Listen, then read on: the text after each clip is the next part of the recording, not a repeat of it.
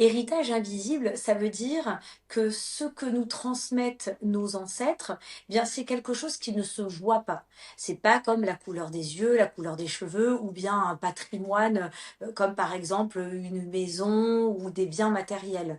En fait, c'est invisible et il faut aller chercher les informations pour comprendre, en fait, qu'on est affecté. Quels sont les cas de figure où on devrait s'intéresser à ça dans sa propre vie? Quand on a des blocages, quand on vit des schémas répétitifs, des histoires d'amour chaotiques, quand, une femme n'arrive pas à avoir d'enfants, quand on attire toujours le même type de personnes, de relations toxiques, quand on a des échecs au niveau professionnel, qu'on trouve pas sa voie, quand on trouve pas sa place et quand on a des peurs, des angoisses qui sont inexpliquées. Il y a beaucoup de cas, mais ce sont les cas principaux. En fait, ça apparaît dans l'ADN, puisque j'en parle dans mon livre L'épigénétique, mais c'est aussi des choses qu'on reproduit par mimétisme, qu'on a vu de nos parents, mais nos parents, eux, ils l'ont vu chez leurs parents à eux, qui sont nos grands-parents, qui l'ont vu aussi chez nos arrière-grands-parents, et ça va se transmettre, mais tu sais, c'est un peu comme les traditions, tu vois, les coutumes et tout ça, ça se transmet